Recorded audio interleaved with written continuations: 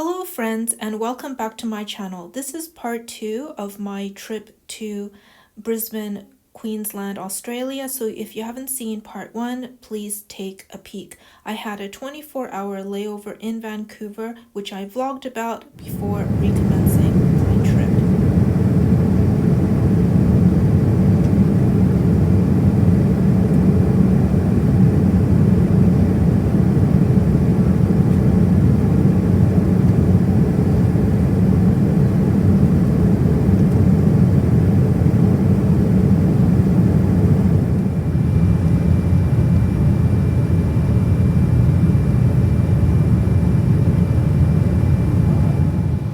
One of my first stops when I arrived in Brisbane was to go to a local grocery store, as I have found that a good way to limit your costs is to buy your meals at a grocery store instead of going to expensive restaurants. I was invited to the opening of a research center at Queensland University of Technology, so I was really thrilled to be able to attend that event.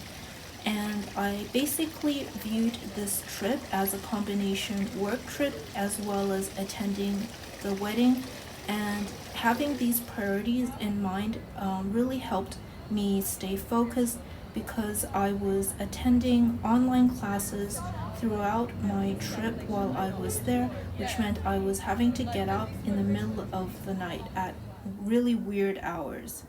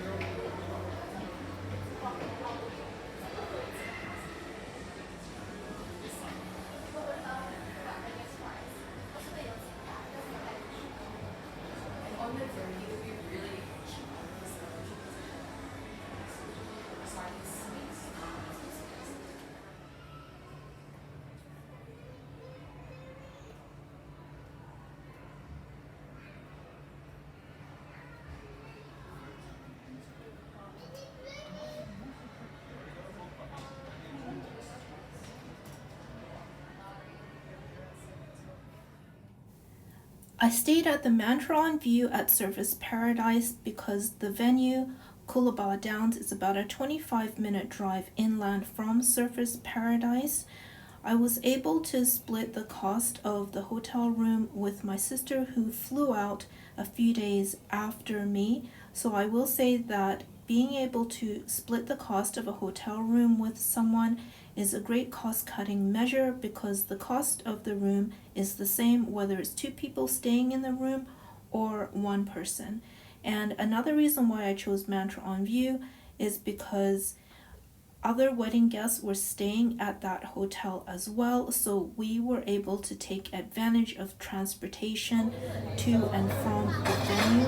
It also had an all-you-can-eat breakfast buffet option, which is also a great cost-cutting measure, as the cost for 2 people eating breakfast is the same whether it's 1 person or 2 people.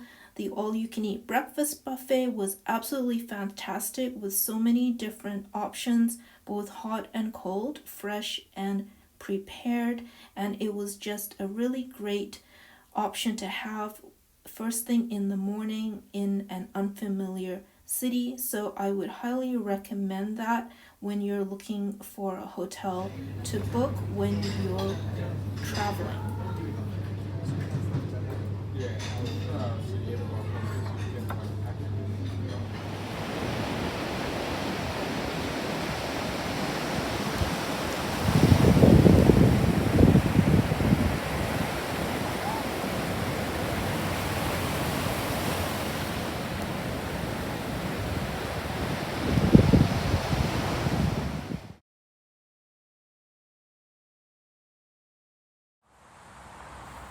The wedding took place at Coolibah Downs, and this estate is absolutely gorgeous.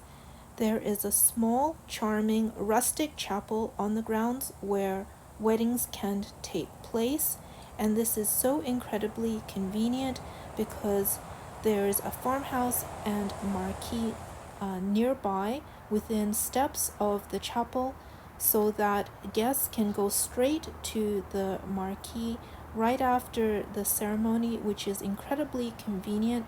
I have been to weddings where guests had to transport themselves after the ceremony at a church to the reception, which was miles away. So having everything taking place right on the grounds is so convenient and adds to the magic of the day.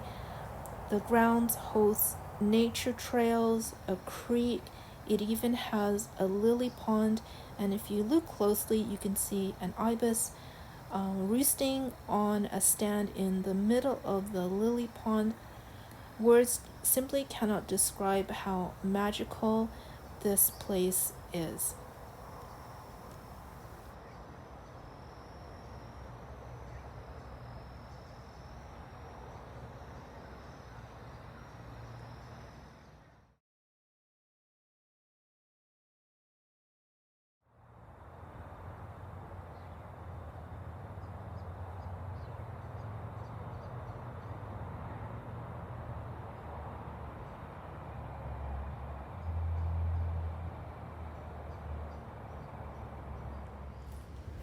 I visited the Botanic Gardens in Brisbane.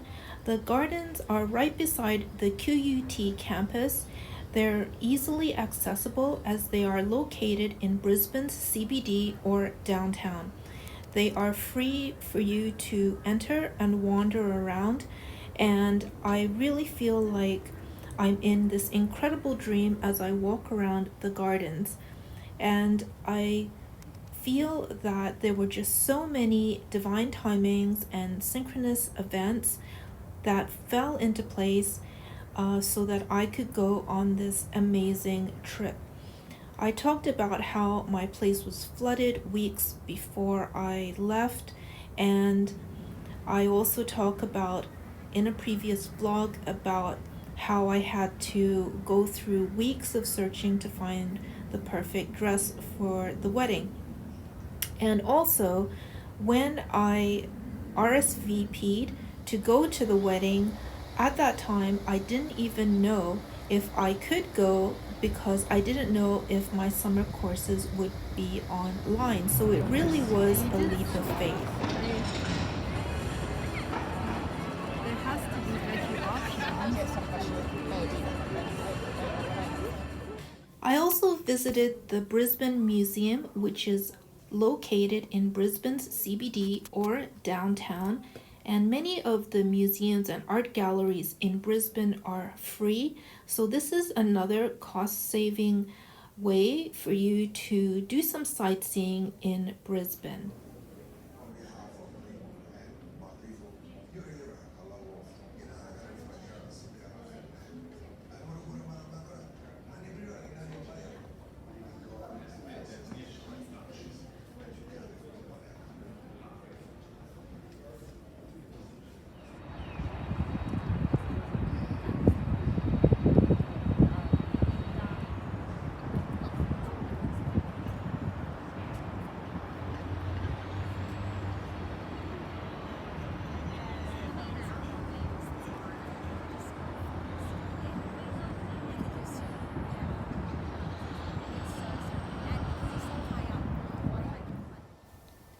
Of course, I couldn't leave Australia without doing a bushwalk, and I did a hike up Mount Gravett, and the entrance to the trail was nearby to the house that I was staying at.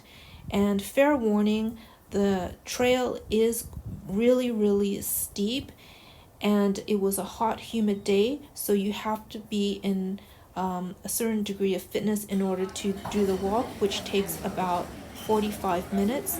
There's a cafe right at the top where you can grab a bite to eat as well.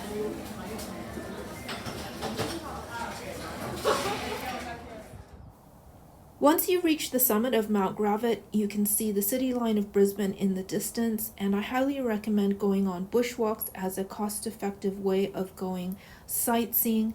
The prices at the cafe were reasonable or average, so not horribly expensive but not dirt cheap either. But again, it's about prioritizing those experiences that are going to add to the enjoyment of your trip. Much like going and getting my hair done for the wedding, it was about making priorities. On my last full day in Brisbane, I went to Old Government House, which is on the QUT campus. Admission is free. It houses the William Robinson Art Gallery. I highly recommend it. His artwork really, really moved me.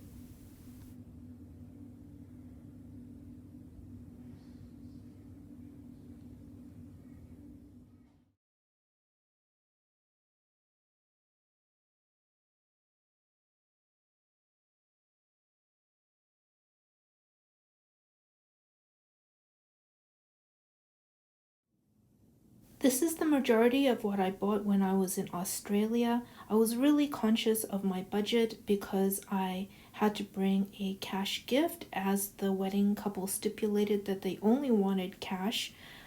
So I picked up this gorgeous Indigenous art print at the Museum of Brisbane, which was on sale.